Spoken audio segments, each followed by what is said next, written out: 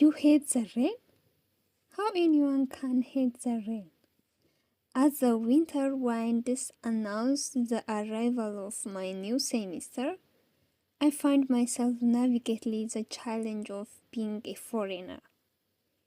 Each step to class feels like a journey out of my comfort zone.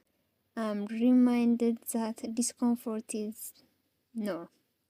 In this generation, we have become more sensitive, labeling every little discomfort as suffering. But this is life, and it is normal.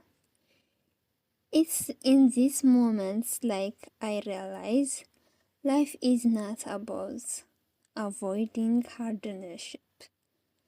It's about embracing them as stepping stones to growth.